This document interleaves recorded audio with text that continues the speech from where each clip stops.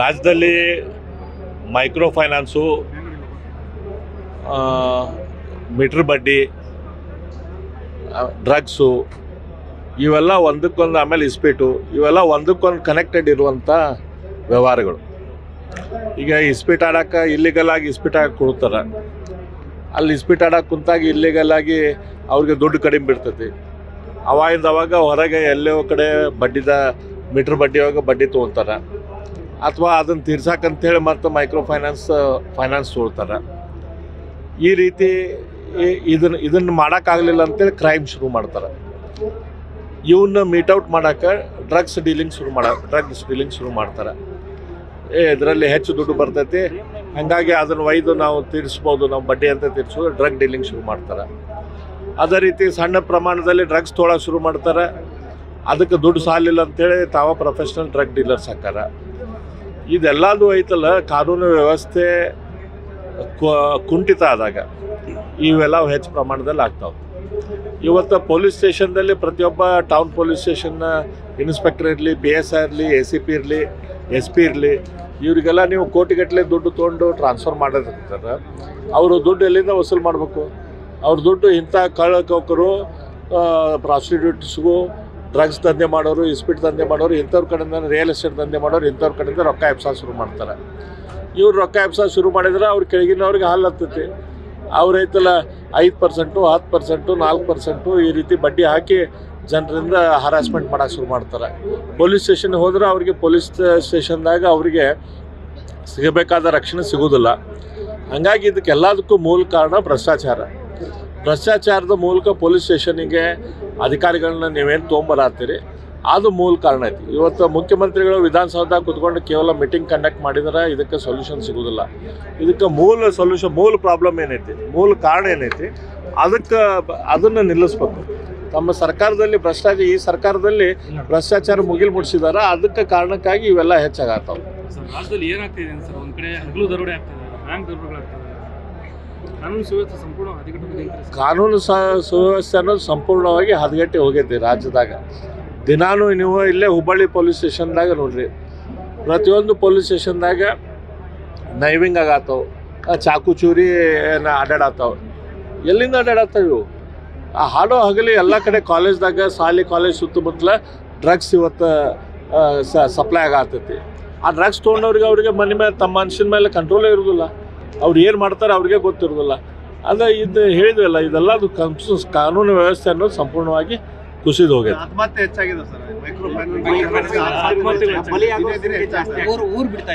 ಊರು ಬಿಡತ್ತಾರ, ಮನೆ ತಾಯಿ, ಹೌದು, ತಾಯಿನ ಕೂಡ CM ಅವ್ರಿಗೆ ಕಳಿಸಿದ್ದಾರೆ. ಯಾಕಂತಂದ್ರೆ ಪೊಲೀಸ್ ಸ್ಟೇಷನ್ದಾಗ ರಕ್ಷಣೆ ಸಿಗ್ತಾ ಇಲ್ಲ ಅನ್ನೋದಕ್ಕೆ. ಯಾಕಂದ್ರೆ ಹರಾಸ್ಮೆಂಟ್ ಹೆಚ್ಚಾದಾಗ ಊರು ಬಿಡ್ತಾರೆ, ಸುಸೈಡು ಮಾಡ್ಕೊತಾರೆ, ತಮ್ಮ ಹೆಂಡತಿಯರಿಗೆ ಮಾರುವಂಥ ಪರಿಸ್ಥಿತಿನೂ ಈ ಸರ್ಕಾರ ತೊಗೊಂಬಂದೈತಿ. ಸರ್ಕಾರ ಈ ವಿಚಾರದಲ್ಲಿ ಯಾಕೆ ಹಿಂದೇಟಿಲ್ರಿ? ಅವ್ರದ್ದು ಪ್ರಿಯಾರಿಟಿ ಐತಲ್ಲ, ಕೇವಲ ದುಡ್ಡು ಮಾಡೋದು, ಭ್ರಷ್ಟಾಚಾರ ಮಾಡೋದು ಅವ್ರದ್ದು ಪ್ರಿಯಾರಿಟಿ ಐತೆ. ಅದು ಬಿಟ್ಟು ಬೇರೆ ಯಾವುದೇ ರೀತಿಯ ಪ್ರಿಯಾರಿಟಿ ಇಲ್ಲ. ಮೈಸೂರು ಪ್ಯಾಲೇಸ್ ನೋಡ್ರಿ, ನಾವೆಲ್ಲರಿಗೂ ಗೊತ್ತೈತಿ. ನಮ್ಮ ಅಖಂಡ ಕರ್ನಾಟಕ, ನಾ ಹಿಂದೆ ವಿಧಾನಸೌಧದಲ್ಲಿ ಕೂಡ ಇದ್ರ ಬಗ್ಗೆ ಮಾತಾಡಿದ್ದೆ. ಅಖಂಡ ಕರ್ನಾಟಕ ನಾವು ಆಗ್ಬೇಕಾದ್ರೆ ನಮ್ದೆಲ್ಲರದು ಕನಸು ಏನಿತ್ತಂದ್ರೆ, ಮೈಸೂರು ಸಂಸ್ಥಾನದಲ್ಲಿ ಅಲ್ಲಿ ಹೆಂಗೆ ಅಭಿವೃದ್ಧಿ ಆಗೈತಿ, ಮೈಸೂರು ಮಹಾರಾಜರು ಒಬ್ಬರಾದ್ಮೇಲೆ ಇನ್ನೊಬ್ಬರು ಯಾವ ರೀತಿ ಆ ಭಾಗವನ್ನು ಅಭಿವೃದ್ಧಿ ಪಡಿಸಿದ್ದಾರೆ, ಅದೇ ರೀತಿ ನಮ್ಮ ಭಾಗ ಕೂಡ ಅಭಿವೃದ್ಧಿ ಆಗಲಿ ಅಂತ ನಾವೆಲ್ಲರೂ ಕನಸಿಟ್ಕೊಂಡು ನಾವು ಅಖಂಡ ಕರ್ನಾಟಕಕ್ಕಾಗಿ ಈ ಭಾಗದವರು ಎಲ್ಲರೂ ಕೂಡಿ ಹೋರಾಟ ಮಾಡಿ ಅಖಂಡ ಕರ್ನಾಟಕ ಆಯಿತು. ಅಂದ್ರೆ ಮಹಾರಾಜರ ಕಾಂಟ್ರಿಬ್ಯೂಷನ್ನು ಅಷ್ಟು ದೊಡ್ಡ ಪ್ರಮಾಣದ ಕಾಂಟ್ರಿಬ್ಯೂಷನ್. ಮೈಸೂರು ಮಹಾರಾಜರ ಕಾಲದಲ್ಲಿ ಮೈಸೂರದಲ್ಲಿ ಶಿರಾದಲ್ಲಿ ಪವರ್ ಪ್ರಾಜೆಕ್ಟ್ ಶುರುವಾಯಿತು. ಮೂಡಾ ಏನು ಇವತ್ತೈತಿ, ಮೈಸೂರು ಅರ್ಬನ್ ಡೆವಲಪ್ಮೆಂಟ್ ಅಥಾರಿಟಿ ಮಾಡಿ ಮೈಸೂರನ್ನು ಸುಂದರವಾಗಿ ನಗರ ಮಾಡಿದವರು ಮೈಸೂರು ಮಹಾರಾಜರು. ಕೃಷ್ಣರಾಜ ಸಾಗರ ಡ್ಯಾಮನ್ನು ಮಾಡಿ ಎಲ್ಲರಿಗೂ ನೀರಾವರಿ ಕೊಟ್ಟವರು ಮೈಸೂರು ಮಹಾರಾಜರು. ಅವ್ರ ಸಮಯದಲ್ಲಿ MS ಆಯಿಲ್ ಶುರು ಆಯಿತು. ಮೈಸೂರು ಸ್ಯಾಂಡಲ್ದ ಸೋಪನ್ನು ಮಾಡಿ ಅದನ್ನು ಜಗತ್ತಿನಾದ್ಯಂತ ಪ್ರಚಾರ ಮಾಡಿದರು. ಮೈಸೂರಿನ ಸ್ಯಾಂಡಲ್ ಅಂದ್ರೆ ಗಂಧದ ಎಣ್ಣೆಯನ್ನು ಮಾರುವಂಥ ಕೆಲಸ ಫ್ಯಾಕ್ಟ್ರಿಯನ್ನು ಹಾಕಿದರು, ಸ್ಟೀಲ್ ಫ್ಯಾಕ್ಟ್ರಿ ಹಾಕಿದರು, ಪೇಪರ್ ಫ್ಯಾಕ್ಟ್ರಿ ಹಾಕಿದರು. ಈ ರೀತಿ ಮೈಸೂರು ಮಹಾರಾಜರು ಕೊಟ್ಟಂಥ ಕೊಡುಗೆ 1, 2 ಅಲ್ಲ. ಆ ಮೈಸೂರು ಮಹಾರಾಜರಿದ್ದಾಗ ಏನಿತ್ತು, ಮೈಸೂರು ಇಡೀ ರಾಜ್ಯನ ಮಹಾರಾಜರಿಗಿತ್ತು. ಆದರೆ ಮಹಾರಾಜರ ಕಾಲ ಹೋಗಿ ಪ್ರಜಾಪ್ರಭುತ್ವ ಬಂದಾಗ ಆ ಮಹಾರಾಜರಿಗೆ ನಾವು ಏನಂತಂದಿವಿ, ನೀವು ಇರುವಂಥ ಮನೆಗಳೇನದಾವಲ್ಲ ಆ ಮನೆಗಳನ್ನು ನಿಮಗೆ ಕೊಡ್ತೇವೆ, ಉಳ್ಕಿದ್ದೆಲ್ಲ ಸರ್ಕಾರಕ್ಕೆ ತೊಗೊತೀವಿ ಅಂತ. ಆ ಮೈಸೂರು ಮಹಾರಾಜರ ಮನೆ ದೊಡ್ಡ ಮನೆ ಇತ್ತು ಪಾಪ. ಮೈಸೂರಾಗ ಒಂದು ಮನೆ, ಬೆಂಗಳೂರಾಗ ಒಂದು ಮನೆ. ಬೆಂಗಳೂರಾಗಿದ್ದಿದ್ದು ಮೈಸೂರು ಮಹಾರಾಜರ ಮನೆಯನ್ನು ನೀವು ಇವತ್ತು ಲೂಟಿ ಹೊಡ್ಯಾಕೆ ನಿಂತೀರಿ ಅಂತಂದರೆ ನಿಮಗೆ ನಾಚಿಕೆ ಅದು ಬರೋದಿಲ್ಲ. ಸಿದ್ದರಾಮಯ್ಯನವ್ರಿಗೆ ನಾನು ಕೇಳಕ್ಕೆ ಇಚ್ಛೆ ಬರ್ತೀನಿ, ನೀವು ದ್ವೇಷದ ರಾಜಕಾರಣ ಮಾಡಿರಿ. ಈ ರೀತಿಯ ದ್ವೇಷದ ಯಾಕೆ ಮೈಸೂರು ಮಹಾರಾಜರ ಮೇಲೆ? ನಮ್ಮ ದೇಶಕ್ಕೆ, ನಮ್ಮ ರಾಜ್ಯಕ್ಕೆ, ನಮ್ಮ ಕನ್ನಡ ನಾಡಿಗೆ ಅಪಾರ ಕೊಡುಗೆಯನ್ನು ಕೊಟ್ಟಂಥ ಮೈಸೂರು ಮಹಾರಾಜರ ಕುಟುಂಬದ ಮೇಲೆ ಈ ರೀತಿಯ ದ್ವೇಷ ನೀವು ಯಾಕೆ ಸಾಧಿಸ್ತೀರಿ? ಅಲ್ಲಿಕೋ ಮೈಸೂರು ಮಹಾರಾಜರ ಜಾಗ ನೀವು ತೊಗೊತೀರಂತ, ಪ್ಯಾಲೇಸ್ದಾಗ ತೊಗೊತೀರಂದ್ರೆ ನೀವೇನು ಸರ್ಕಾರ ಏನು ದುಡ್ಡೇನು ಕೊಡಬೇಕಾಗಿಲ್ಲ. TDR ಐತಿ. TDR ಅಂತಂದ್ರೆ ಏನು, ಅದ್ರ ಲಾಂಗ್ ಫಾರ್ಮ್ ಏನು, ಟ್ರಾನ್ಸ್ಫರ್ ಆಫ್ ಡೆವಲಪ್ಮೆಂಟಲ್ ರೈಟ್ಸ್.